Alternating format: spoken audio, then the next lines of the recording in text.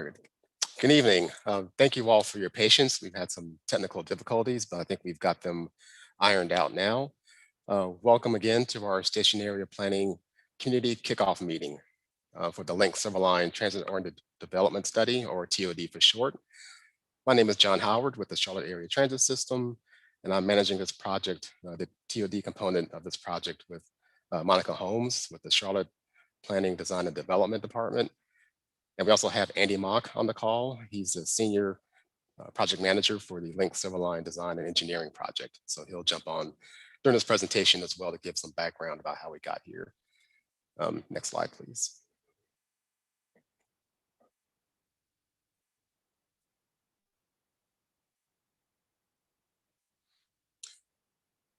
So again, we have a number of panelists as well in our waiting room who can answer questions from the various disciplines. We have our partners from the adjacent cities and towns, and also various folks from our city departments on the call. So we look forward to hearing your questions and comments in the chat. We'll also lead off again with a little bit of background about how we got here to this TOD component part of the study. And then we'll dive into some of the overall goals of what is TOD? What does that mean? What are the goals of the study? What does the study include? And then how can the public be involved in the process moving forward? Next slide, please. And we have a couple of poll questions for the audience. If you'd like to participate, you can do it via text or on your device. You can text to Silverline TOD 220 to 22333. That's the number to text to. Again, that's you want to text to Silverline TOD 220 to number 22333, or you can go online to pollev.com/Silverline TOD 220. And that's where you can go again to answer a couple of poll questions that we've got for you all. Next slide, please.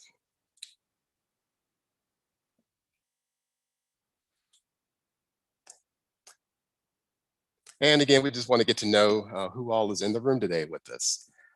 So if you can either text or you can, again, go through the My Poll link. What neighborhood do you live in? So you can go ahead and fill that out and put that into the chat room now.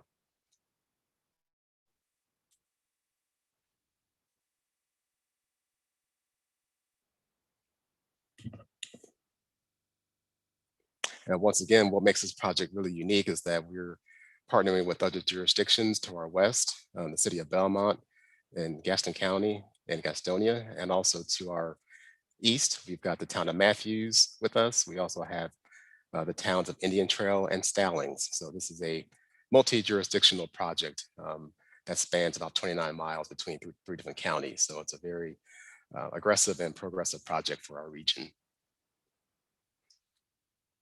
I see we've got Belmont, we've got Matthews, Uptown, Elizabeth, Wesley Heights, Stonehaven. Thank you all for participating. We have Cedar Yards. All right, get some good. Wilmore, thank you, Wilmore.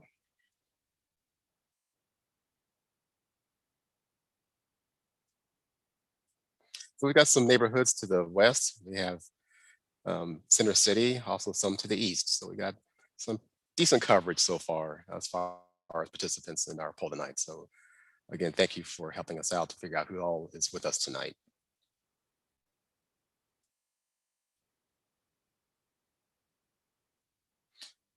So to kind of kick us off for the meeting this evening, again, there are three different Silverline projects, but they're all really connected. They're all like one family of Silverline projects. Again, the biggest part of this project is the Silverline Design and Engineering Light Rail Design Project. That's the one that Andy's working on. Tonight, we're going to listen to some highlights about the Transit-Oriented Development Study, or TOD study for short. And then we also have a rail trail study that is just wrapping up now. If you've been on the Blue Line, you've seen the popularity of the rail trail, kind of parallel to the rail line in South Boulevard. So we're going to repeat that same level of development, hopefully with the Silverline project as well, for the entire 29 miles. Next slide, please. Just from a high level, I'll kind of walk you through this TOD study timeline. So the entire project kicked off with the Silverline design team back in January of 2020. At that time, before COVID, we had a couple of in-person stakeholder meetings and public meetings. Then we started going virtual after that with a series of online interviews and meetings with the Silverline design team. We had lessons learned workshop in the fall, and we wrapped up our existing conditions report. And then the MTC adopted the revised locally preferred alternative in April of this year. Moving forward, we'll continue our station area planning work until the fall and the end of the year.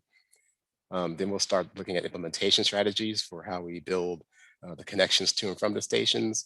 And then the final report will be published about the end of the year or early next year. Next slide. And with that, I'm going to let, again, Andy Mock, the Senior Project Manager for the Silverline Design Project, jump on and kind of give you some background of how we got here. So Andy, the floor is yours. Great. Thank you, John. I'm very pleased to be here tonight representing the Silverline design team to support the TOD effort, a very important part of the global picture we're trying to create here, these great places around stations. So I'm just going to give a brief conversation about a brief update of where we are on the Silverline design.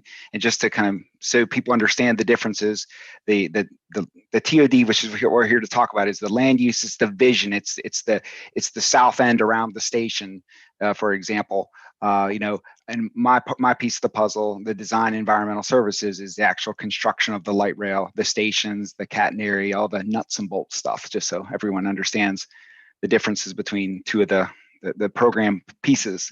But just to give a brief overview of the Silverline project as defined by the Metropolitan Transit Commission and adopted on April 28th of 2021, it is a 29-mile 29 station light rail alignment that goes from Belmont in the west and along Wilkinson Boulevard the whole way to near Morris Field, where it deviates away from Wilkinson Boulevard and follows adjacent to Norfolk Southern into Center City with key stops at Charlotte Gateway Station, the Blue Line, and then out along Independence Boulevard with stops near Bojangles and stops in Plaza Midwood, then out along Independence with the transition point from Independence to Monroe near the Village Lake community, along Monroe into the town of Matthews, then transitions into downtown Matthews, along into future Independence Point Parkway, over 45, and out into Union County with stops and Stallings and Indian Trail. So that's what the alignment that was adopted by the Metropolitan Transit Commission in April. However, that doesn't mean that the project is fully defined. We continue to evaluate key locations that in coordination with our stakeholders and with the TOD program. A lot of those are regarding refinements to stations, shifting a station here or there, potentially adding a station, or evaluating some alignment issues like we're talking about along Monroe Road. So those are the kind of the refinements or kind of tweaks that we're looking at right now regarding the Silverline design. Now that we're done with the first phase, which concluded with the Metropolitan Transit Commission's adoption, we're now heading into a more detailed engineering set. So we're going to be tucked away, sharpening our pencils, trying to make the alignment, as good as we can make it, and the station as good as we can make it, and basically support the TOD program, who's putting forward and using that alignment in those stations in their work as they continue through this process, which John just described to you. So with that, I'll hand the floor back to John and be happy to take any questions that people might have later. Excellent. Thank you, Andy, for that. And thank you for your leadership on this very important and difficult project. So our next poll question, you don't have to re-enter the poll information. You can just continue on. What excites you about the LYNX Silverline station area that you'll be most involved with? What excites you about the LYNX Silverline station area?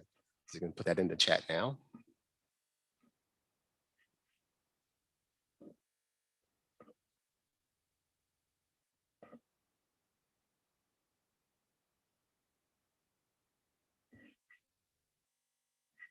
Connectivity is a very critical part of this project for sure. If we can't get people to and from the station safely and conveniently, then we haven't made the mark. The commute, also very important. Opportunity, that's a great comment. It's definitely a new alignment. Public spaces, I think that's on there, public places.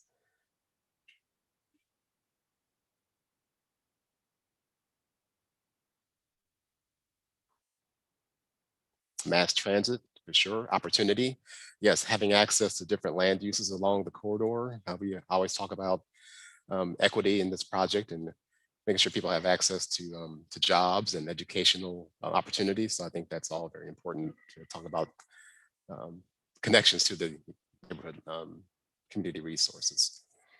Okay, great. Let's move on to our next slide.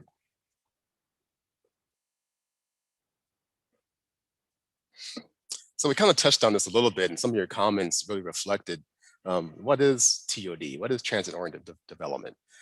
And designing the light rail system itself is not only about getting people from one place to another. We're also trying to design neighborhoods and community. And we've seen that along the Blue Line and BLE, where we're starting to now see new neighborhoods grow up, not all looking the same, but they all have their own different characteristics, and we want to make sure that we respond to that. Next slide, please.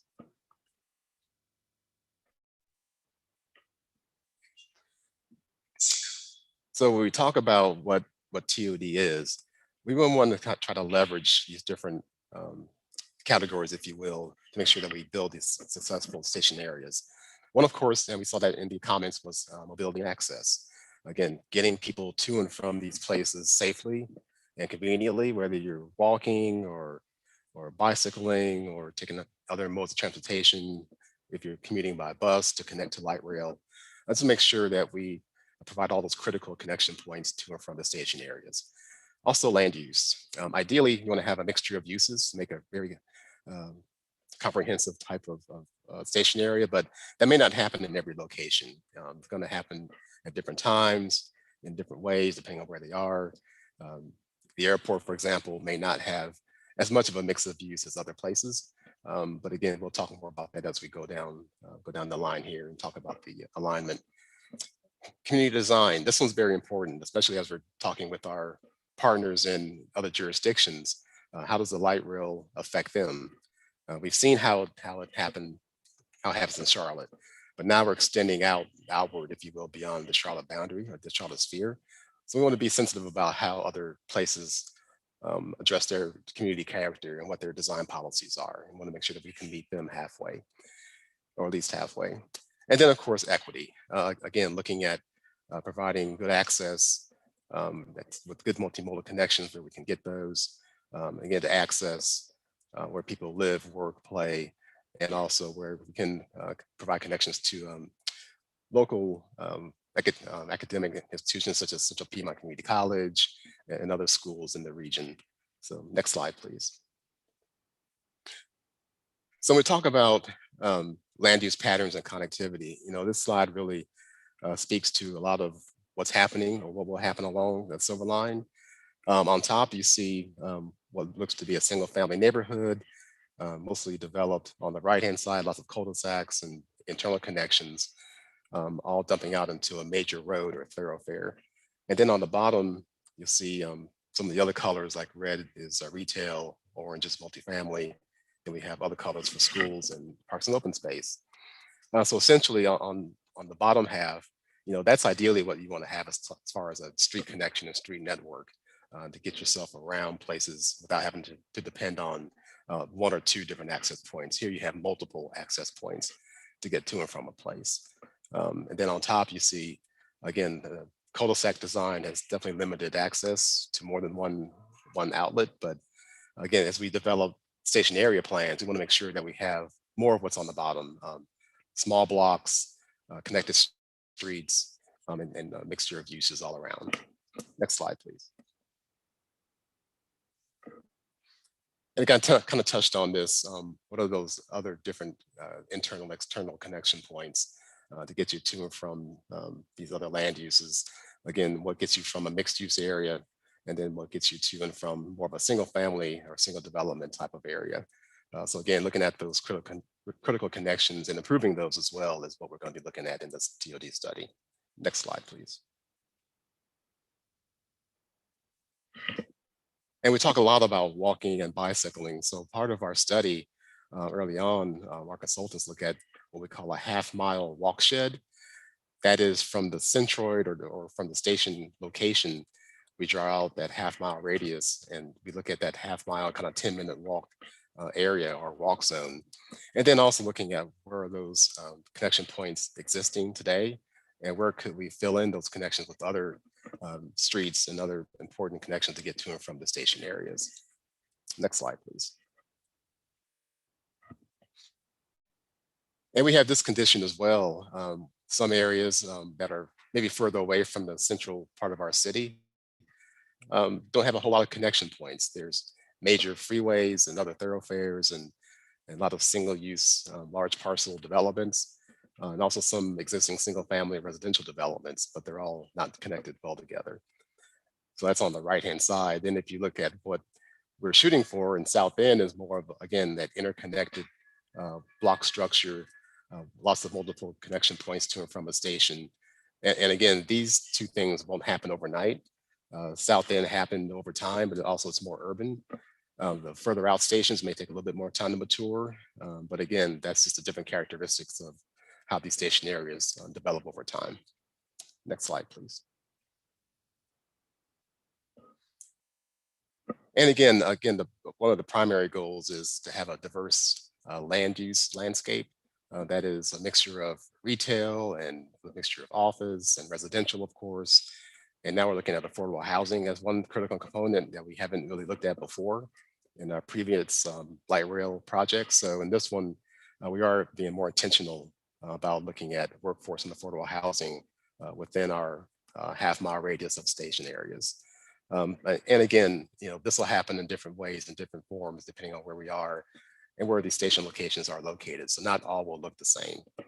We always use South End as a great model for what a robust station area looks like. But again, not all will be that dense or look exactly like South End. They'll all have different characteristics. Next slide, please. So just as a visual cue, we all kind of have our opinions about what high density looks like. Look at this picture on your screens. You may consider this to be a high density location. And if you look at our next slide, you may think that's a lower density location, but that may fool you. You can see the blocks are very well developed, not a whole lot of surface parking in the area.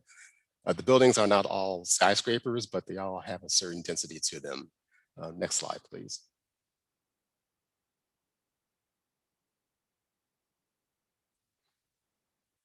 So again, on the right-hand side, this is First Ward in Uptown Charlotte, and it has a higher density compared to the picture on the left. So again, having that diversity of land uses, minimizing surface parking lots has led to what you see on the right, which is a true neighborhood. That leads typically to higher land and tax values, and overall just a more walkable community, which is what we're shooting for here. Next slide, please. And we also get different types of residential developments, mostly multifamily apartments and condominiums. We're also seeing some townhomes along the Blue Line extension and along the Blue Line. But you can see that the primary use here is residential. And there may be some ancillary ground floor retail in some locations, but for the most part, we're seeing lots of multi-level apartments and condos along the Blue Line and Blue Line extension. Next slide, please. And then we've got some other types of mixed use. We have mixed use retail that may have an office component on the upper floors and maybe retail on the bottom floor. I think a good view of what this could look like in a smaller town or a smaller city like in Belmont or Matthews or Indian Trail Stallings is on your right-hand side. You've got more of a Main Street type of development pattern, two-story buildings, ground floor retail, upper floor could be office or residential. Same thing on the bottom right is an example in Davidson where They have a CVS as an anchor tenant on the ground, and then office uses on top. So again, different characteristics for different locations, depending on where you are. Next slide, please. And then looking at the public realm, if you start breaking down what happens between the curb line and the building front, you got lots of different layers. You have street trees that want to have these complete public realm areas, parking buffers, on-street parking sometimes, street furnishings like lighting, bicycle racks, fountains perhaps, bike parking again, wide sidewalks. The example here is about 20 feet or so from face to curb. And also very important is to have active ground uses. You don't want to have dead space within the public realm. You want to make sure you have transparent doors and windows, minimize any long expanses of blank walls, and just looking at lots of detail when it comes to those articulation of building facades on the ground floor, especially. Next slide, please.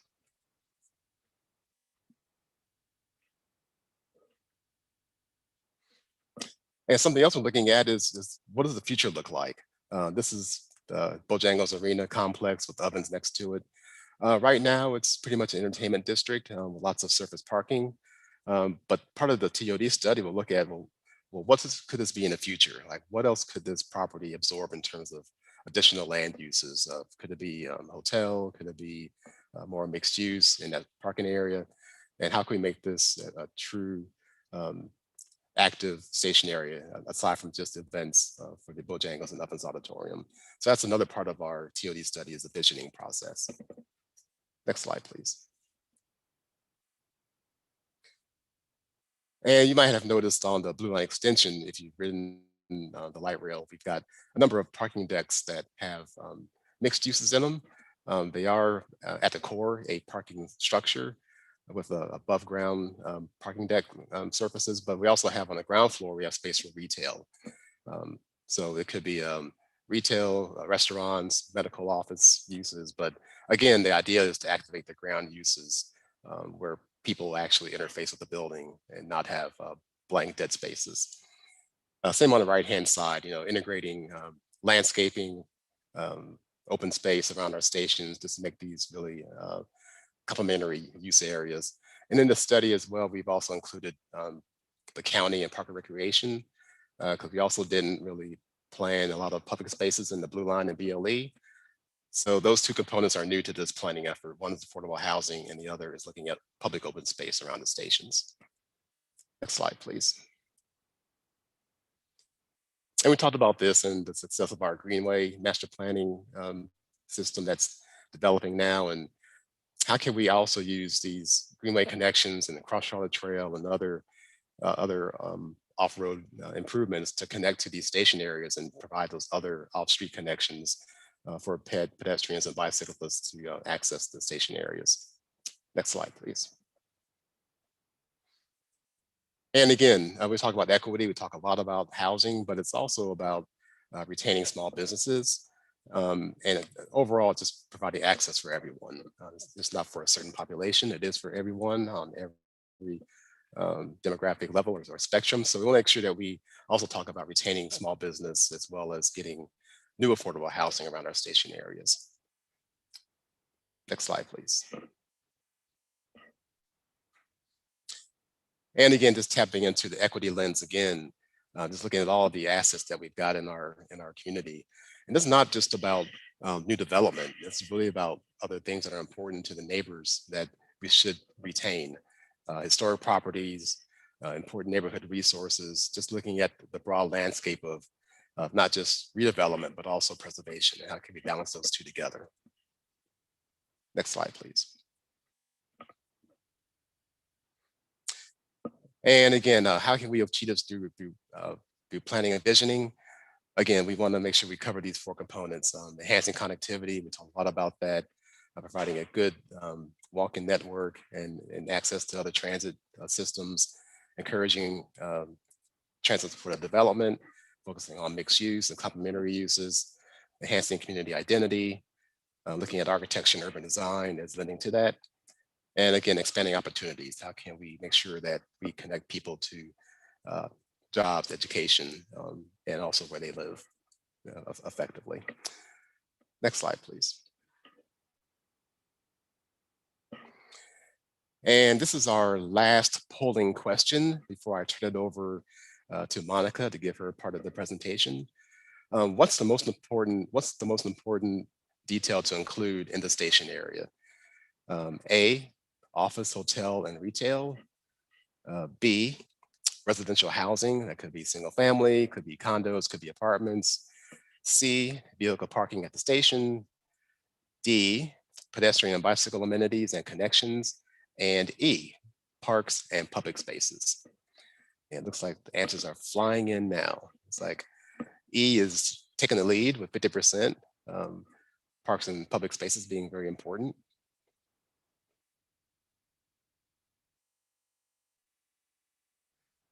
Tied is the B and D at 20% for housing and pedestrian and bicycle amenities. Looks like parks and open spaces really taken off here. Something that's very important to the neighbors for sure. Office, hotel, and retail is now jumped online. So far, A, B, and D are kind of tied, looks like. Office uses, residential housing, and then pedestrian and bicycle connections.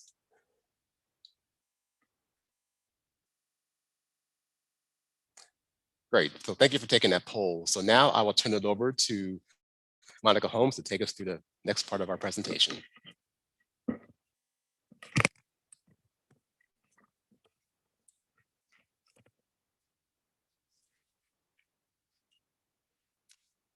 Hi, so first I'm going to talk about our TOD team. So our TOD team comprises the City of Charlotte and several departments with obviously CATS, planning, transportation, the airport, economic development, and our housing and neighborhood services. And then we also have our friends and close colleagues in Belmont, Gastonia, Matthews, Stallings, and Indian Trail. So these agencies were all working together and coordinating amongst us all of the different components of what makes our station areas and our transit station planning. Next slide. So what are our major goals? Our major goals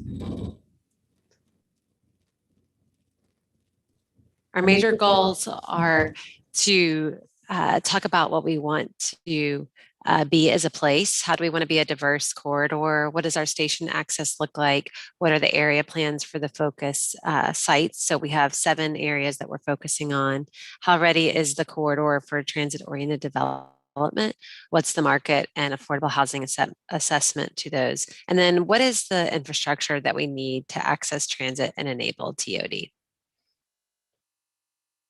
So you might be asking what's special and unique about this plan? Well, first of all, we've learned a lot of lessons from our experiences on the Blue Line. So we acknowledge that our original planning efforts in the 90s and 2000s, really we didn't put upfront and focus conversations around displacement and gentrification and the pressure that transit would bring to the adjacent neighborhoods. So we really want to be proactive and engage our partners early and have those upfront discussions and really talk about what does it mean to be an equitable transit project.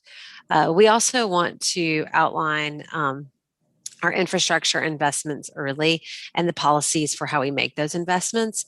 And then lastly, but maybe most importantly, we want to educate the community about what transit and transit-oriented development means to their community. So let's talk a little bit about where we are in the study timeline. We've been working throughout the pandemic in sync with our design team and with the engineering team. And that includes not only our initial stakeholder interviews and round 1 public engagement with the design team, but also a series of workshops over last spring and summer. We did a readiness assessment. We hosted an internal lessons learned workshop amongst all of the different partners so that we could really take a deep dive into what we can do better. And then we also have done an existing conditions report. We worked with the design team to get the final alignment adopted in April of 2021. And now we are going our own way with station area planning and our spring ULI workshops that we had. And then we will spend the summer going through station area planning, working on implementation strategy and development, and then producing that final Silverline TOD plan at the end of this year. So let's dive a little bit into what we've done so far. As I mentioned, we've completed an existing conditions report where we reviewed relevant past planning efforts and looked at what there might be affordable housing opportunities on the corridor and where the market was, where the underutilized parcels were in our station areas. We also looked at different patterns as they emerged, so residential and employment patterns, where there's connectivity potential and where there is existing connectivity, and then again, that development potential. What we're planning to do as we kick off into the summer is our station area planning. So what our station area planning will look like is we will be doing kind of 7 demonstration focus areas where we'll take a deep dive into development scenarios and really give you some market realities for what are going to happen in those 7 station areas. For all the stations in the Silver Line, we will be doing kind of what are the major infrastructure enhancements, what do we want to preserve and protect, and where there's likely to see changes. We'll also be testing different types of land uses. And as you'll see at our July meeting series, we'll be working with in the city of Charlotte, the Place Types Comprehensive Planning Charlotte Future 2040 team to work on our future land use. So in the 7 demonstration areas, you'll see a little bit of a higher level of design and detail. Let me go ahead and outline for you what those 7 areas are. We have the City of Belmont Station. We'll have the Remount Station that we'll take a deep dive into, 11th Street, the Bojangles Coliseum area, the Village Lake area, downtown Matthews, and the entertainment district in Matthews, or the Sportsplex area. So those will be the ones that you'll see a little bit of additional detail to. But if you are not located in one of those 7 station areas, there will be plenty of input for you to give on infrastructure projects, land use, and more. So those infrastructure plans, as you'll see, we'll want to have a list for every station area, the multimodal infrastructure, where there should be parks and open spaces, where affordable housing should be preserved, and potential joint use developments.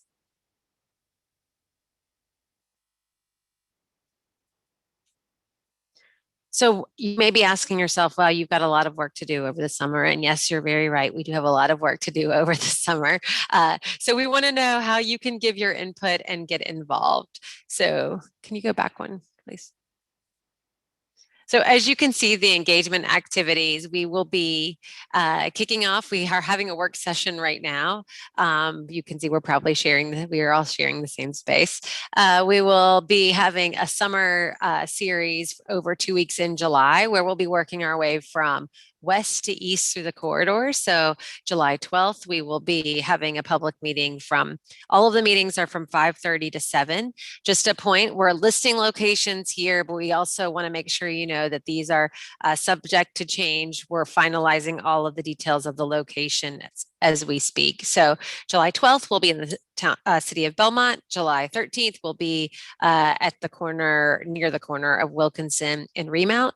July 15th, we'll be uptown talking about 11th Street and Romare Bearden. July 20th will be at Bojangles. 21st will be at the Independence Regional Library in the Village Lake area. And July 22nd, downtown Matthews, and the 23rd in Stallings Indian Trail. So during this entire time, I'm going to post a link to a survey you'll see in just a second. Our survey will remain open during that time. And you can also check out our CATS Silver Line website, the TOD website, where there's the link to the survey and more information. And then following our summer kind of intense 2-week work session, we'll have additional engagements that we will post on the website where you can kind of find out the results and see where your engagement and your input has been incorporated.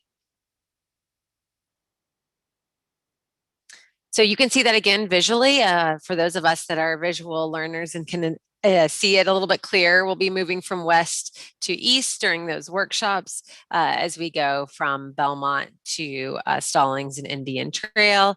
Again, all of the workshops are outdoors. We will have virtual options where you can get the same information online and give your input through the survey and the website, but we will follow all health and safety procedures outdoors 5:30 to 7. And I'll show you in just a second some of the fun things that we're planning on doing. So the outdoor in-person meetings we'll have stations where you can give your input, very large maps. We're planning on having a few extra items that will make it more enticing, like ices and giant Legos and things of that nature.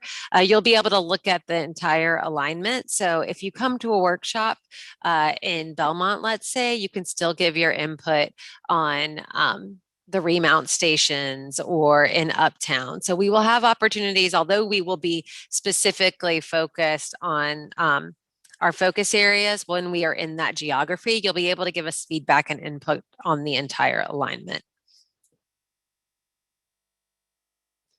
So you'll see as some of the engagement elements, like I mentioned, we'll have cornhole, some Legos, we'll have some paint by numbers things, and then again, some sweet treats for everyone. We'll have a vertical map of the entire alignment with our focus areas that you can give feedback on as well. So it should be a fun event and also productive. So here you can see what our website looks like, catsilverline.com. Check it out, learn about our process, what the upcoming events are, how you can participate in the survey, and what resources might be helpful for you as you learn more about not just the Silverline itself, but all of the things that are happening to improve connectivity in our region through the Silverline project. We really would love for you to take our survey. So you can see here the link, https://publicinput.com/silverlinetod. It's live now. So as soon as we finish our meeting, you can do it before you close your computer or your phone for the evening. Give us that initial feedback. And again, we will hold this open until through our public meetings in July.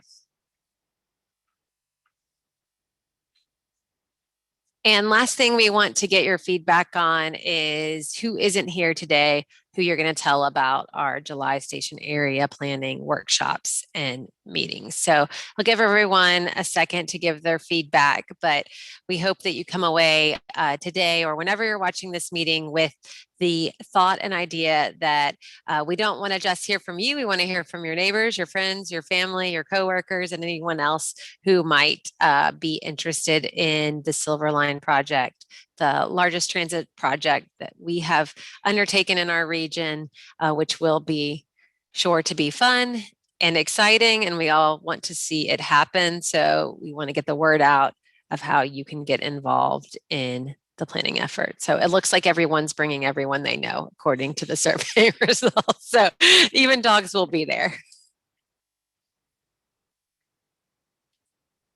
So thank you again tonight for attending the meeting and dealing with a little bit of our technical difficulties. We hope that you can go back and watch it, even if you weren't able to see the full thing this evening. And obviously, you can always email us with questions, LYNX TOD study at publicinput.com. Check out all of that extra information at catsilverline.com. I'm going to turn it over to Janelle to help us with our Q&A process. And so she will lead that and we will take questions as they are applicable. We have a huge set of resources on the line. Make sure I'm unmuted and everyone can hear me. Thank you, John and Monica, for that presentation. Yeah, we seem to be having some technical difficulties. So I apologize to everyone. There was an issue with the link and we were not aware that the meeting was streaming. So again, we apologize for the confusion and we thank you guys for finding your way to our virtual community meeting this evening. My name is Ajna Poole. I'm the Community and Public Relations Specialist for the LYNX Silverline Design and Engineering and the TOD study. Like Monica mentioned, some of you may have joined the new meeting link mid-presentation, but the entire meeting should be available at the conclusion of this meeting. So we appreciate you taking the time to review it and see maybe the few slides that you might have missed. So we are excited to kick off the study engagement with tonight's virtual community meeting. Again, we're doing this meeting virtually because a year later we're still kind of adjusting to the public health crisis, and, trying to make sure we're engaging with the community as safely as possible. But as Monica mentioned earlier, we are excited about some of the upcoming in-person community events. So we are going to open up this time for Q&A. I'm going to ask our presenters and panelists to please stay on mute until you're answering a question. If you haven't already and you would like to ask the project team a question in the chat, please log on to your Gmail or your YouTube and you can leave it in the chat and I'll make sure I make note of it and ask it. We'll be answering questions that we received via chat this session and also a couple that we received prior to the meeting via phone and email. And if you have any questions that we maybe don't get to, or if you think of it after the meeting, you can always email us at linksTODstudy@publicinput.com, like on your screen, and we'll be sure to follow up with you. And we're going to do our best to get through all the questions. We'll go a little bit longer because we did have some technical issues earlier, but we will try to focus all of our questions around the TOD and station area planning effort. So with that, I'm going to kick it off to John, since I see you on the screen. We had a question about where can we access the existing conditions report or any type of reports that are done around the study and around station area planning. Will we make them available to the public? So Monica or John, if either one of you want to answer that question. Can you hear me, Ashanel? Okay. All right, great. My audio's working. Yeah, thanks for that question. Yeah, we can make all these documents public when we get a little bit further along down the line. Some things are still changing a little bit as we go through this process, but we will be sure to update those documents onto our CAT Silverline TOD website that Ajinel posted a little bit earlier. Thank you, John. A little bit of an echo on your sound, but thank you for answering that question. Monica, this question is for you. How does or how will TOD interact with existing residential areas that are healthily small scale or low density? So part of the station area planning process is really to understand those boundaries and where those boundaries exist and where the transitions occur between what we consider kind of higher density or medium to higher density transit station areas and existing neighborhoods that are really sustainable and have all of the resources and connectivity. So that will be a part of the process and us really defining what we consider the transit station area and where we consider existing neighborhoods. And then it'll be our goal to figure out what are the improvements to connect those existing neighborhoods to transit so that it is a positive amenity for your neighborhood versus something that you see as a negative. So we really want to figure out how to connect those existing neighborhoods to transit. Thank you, Monica. Another question: how close will residents be involved in the station area plans? So we would love for people to be as engaged as they want to be. We will be having the workshops in July to be interactive meetings. The things that you will see are not set in stone. They are for feedback and for us to get your input from and get your thoughts and opinions. So there will be opportunities for you to tell us where there needs to be connections, where land uses need to be preserved, what are the most successful kind of businesses, and what are things that are really assets to your community. So we want people to be involved and as engaged as they want to be. I will say that this is a little bit different from the way we did the Blue Line station areas, in that we now have an adopted comprehensive plan. We have a growth vision for at least the city of Charlotte. And so this will fit under that framework and umbrella, and we'll work closely with that team on incorporating input. Thank you, Monica. Monica or John, how will local historic district overlay affect TOD?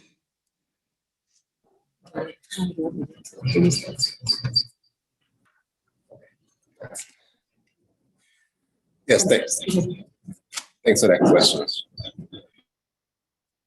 Can you hear me okay? Okay, good. Yeah, so we do traverse through one historic district and kind of adjacent to another. So we are going on the edge of Fourth Ward. We've had several meetings with the Fourth Ward community, and it is an historic district, a local historic district.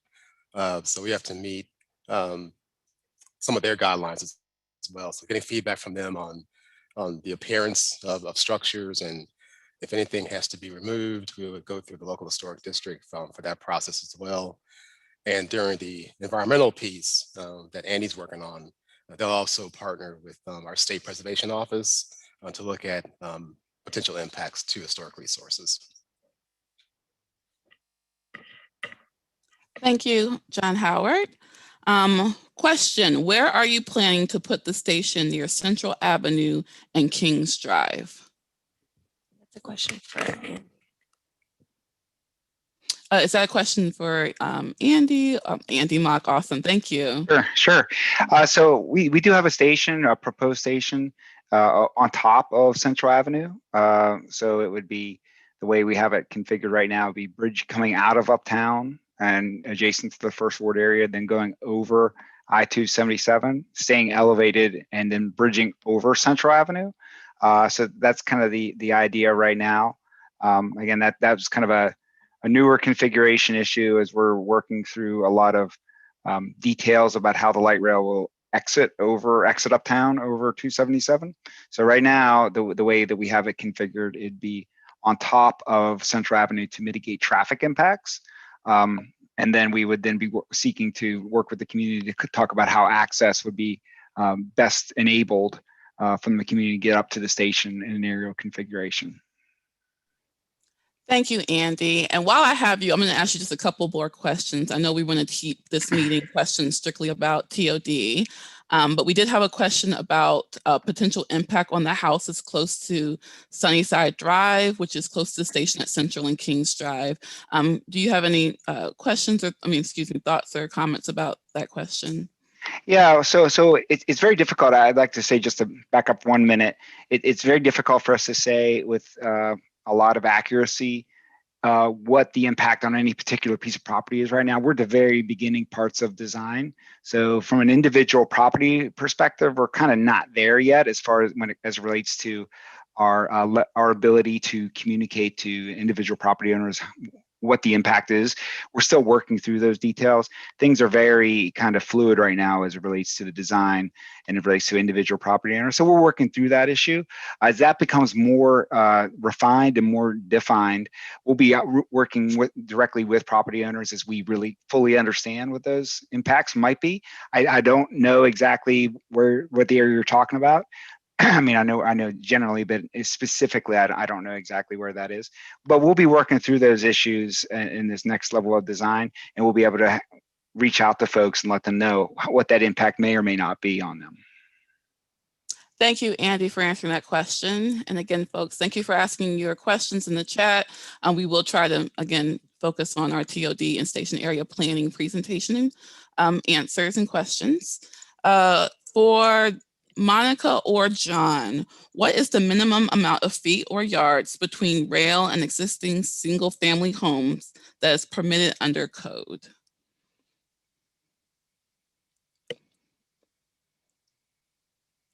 I'll give you guys a second to think about that. I can ask it again if you need me to, which is, what is the minimum amount of feet or yards between rail and existing single family homes that is permitted under code? And if you guys want to follow up with the person if we need to. Okay. Yeah, I think that's something we should follow up on specifically with the person asking the question, because it really deals with, are you talking about structure or lot, or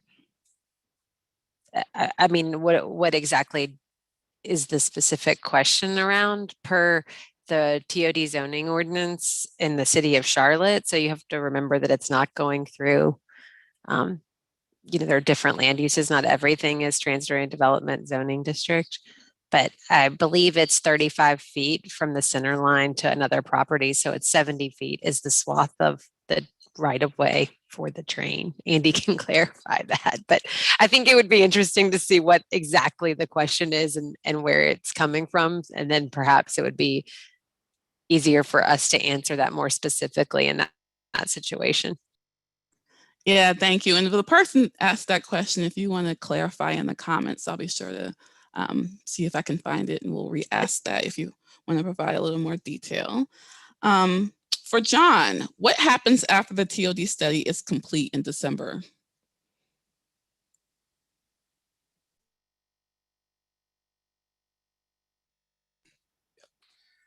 Yes, thanks for that question. So after the plan is complete, we'll use that plan as a policy document moving forward, and basically use it to kind of, again, look at the future, look at how the plan matches up with future design alternatives for the corridor itself. Andy's team will use the document as well. We'll use it for the other jurisdictions. They can use that as well to set the stage for their future land use planning. So when the document is wrapped up at the end of the year or beginning of next year, that will be a forward-looking visioning project for the Silver Line. Because if you remember on Blue Line and BLE, we didn't really do it this far in advance. So this is taking a really long look at what the Silver Line corridor can be. It'll include also some components from the regional transit plan that Jason Lawrence is working on with the Central Carolina Council of Governments. Also wrapping into it the rail trail component that he's working on as well. So there'll be different layers of input for this plan so that everyone can have their different visions and different aspirations in this document moving forward. Thank you, John. And if Jason is on, if he has a minute, we did mention the rail trail earlier. So Jason, do you want to give us an update about where the rail trail is and that effort that's currently going on, and how it connects to the TOD study? Yeah, sure. So definitely everybody, Jason Lawrence, senior planner here with CATS and leading the rail trail effort that Anjanelle just mentioned. And as John mentioned about the TOD study, what's also very unique about the Silver Line effort is that we're having conversations about the rail trail at the very beginning of the effort. And so we are, with the alignment refined and adopted by the Metropolitan Transit Commission, the rail trail team is finalizing where the rail trail will be along the project, and we'll be wrapping up that documentation, and we'll be bringing that alignment and some of the concepts and ideas out to the TOD conversation. So in essence, in its simple terms, the goal is to have a 29-mile long rail trail that parallels as much as possible the project, and where not possible, to be in close proximity on either in a multi-use path or along local side streets, or coordinating with local greenway pieces. But we'll have more information and the public outreach as we move forward with the TOD effort, and looking forward to discussing it in more detail. Thank you, Jason. For Monica or John, will designated floodplains and flood zones be protected or prevented from TOD development along the Silver Line?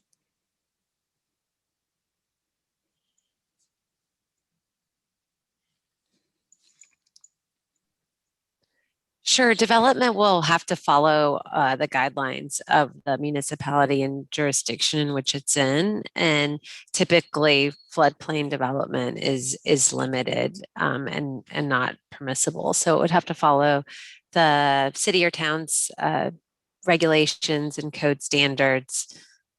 So it is probably unlikely that it won't happen. There's caveats, obviously, to that.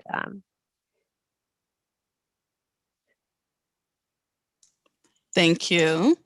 Are there any plans to have the LYNX or the buses go out to or very close to the plaza extension area? There's a lot of development being constructed in that area that will bring a lot of traffic. Oh, look at Jason. Jason, would you like to take that one? I thought I would preempt you calling out my name. So, overall, we're looking at our entire bus network and through an effort called A Vision My Ride.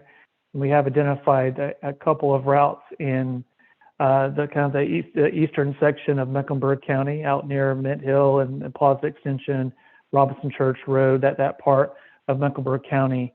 And Plaza Extension is a candidate to look at further extension of bus service. At this point, we don't know what that bus route would look like. Is it more of an express? Is it more of an on-demand service? And so I think, as we engage with the Far East Neighborhood Coalition, neighborhoods out in that area, part of Mecklenburg County, we'll further develop those concepts and route suggestions in upcoming efforts.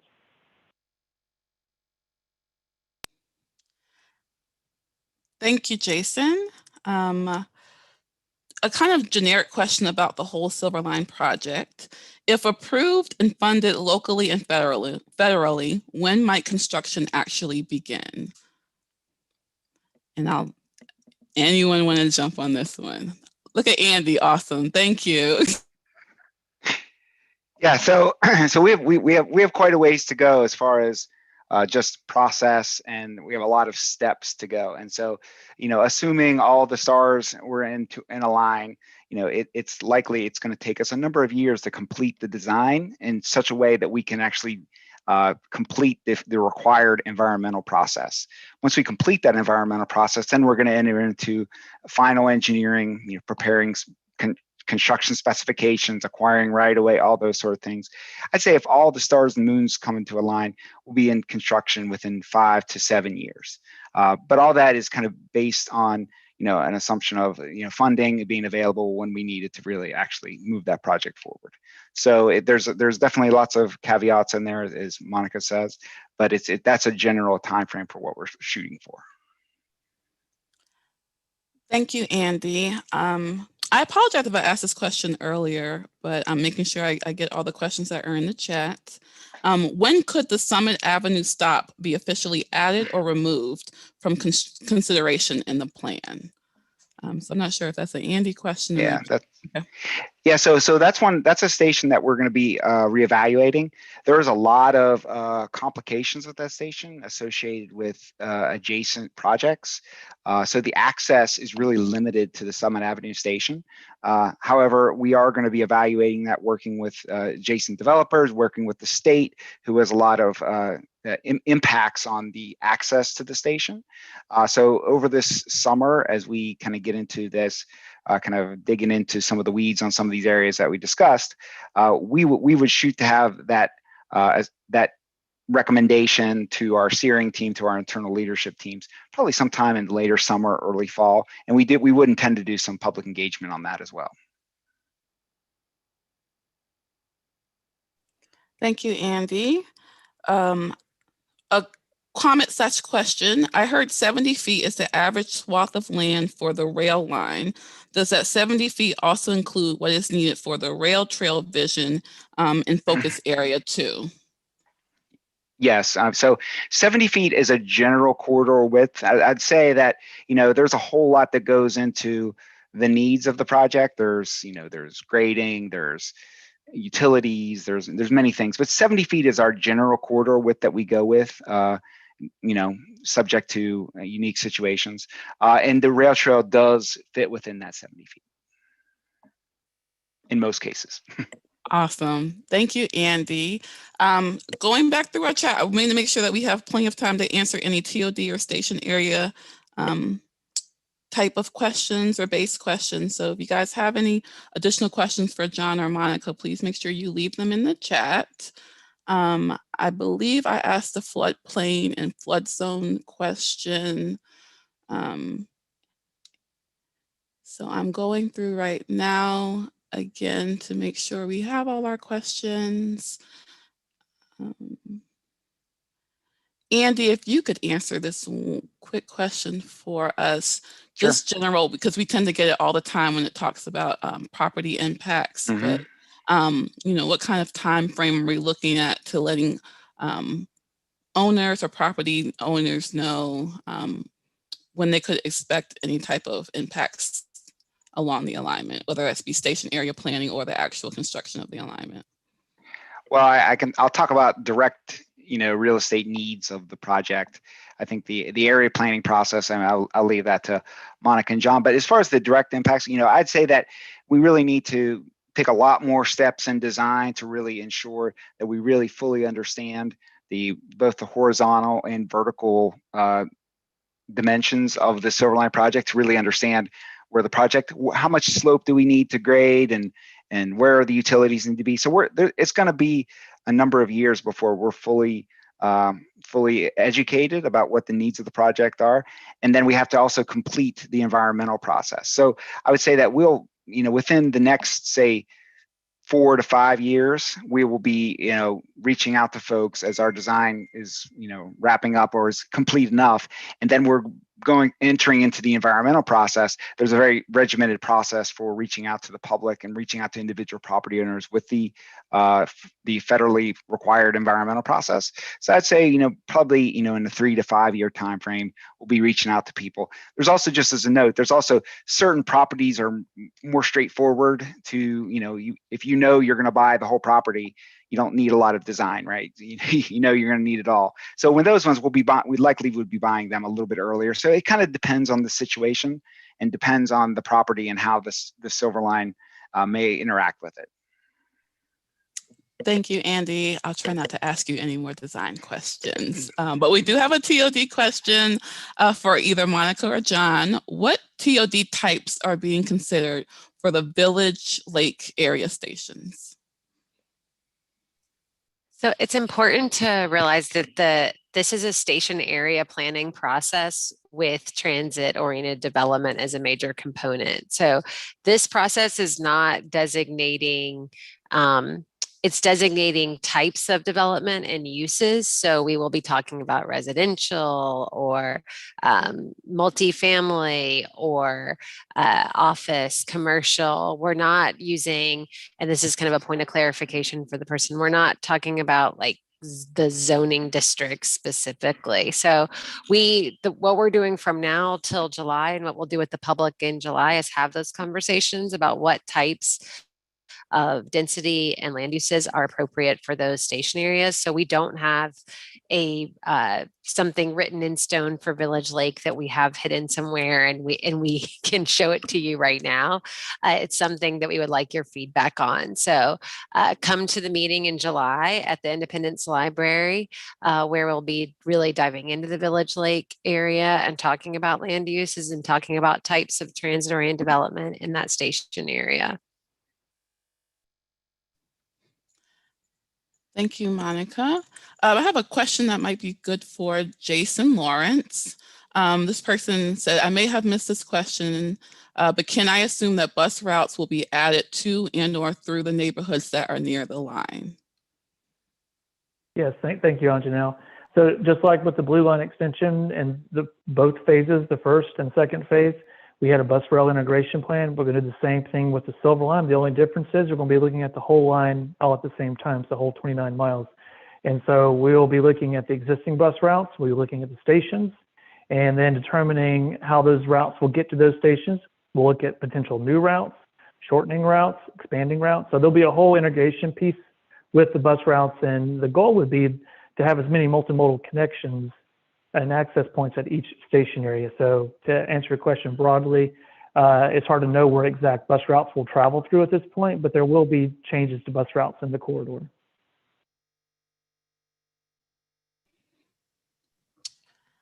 Thank you, Jason.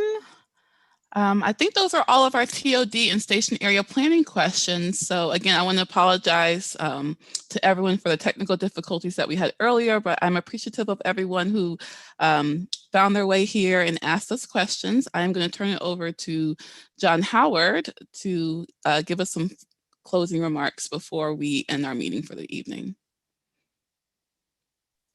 Okay. Thank you, Anjanelle. And thanks for all the great questions. And thanks, Andy, for jumping on, and Jason for helping out, answering some of those questions too. And as Monica said, there's plenty of chances to get engaged and get involved. Don't forget to check out our survey online and fill that out and get some more feedback from the community on what their desires are for the Silver Line. And also you can contact us, as you see on the slide in front of you, LYNX TOD study at publicinput.com. Or you can call us at 704-336-7433. That's RIDE, 704-336-RIDE. And again, we'll look forward to seeing you all, hopefully in July at our in-person meetings outdoors. And until then, contact us with any questions that you have. So thank you again. And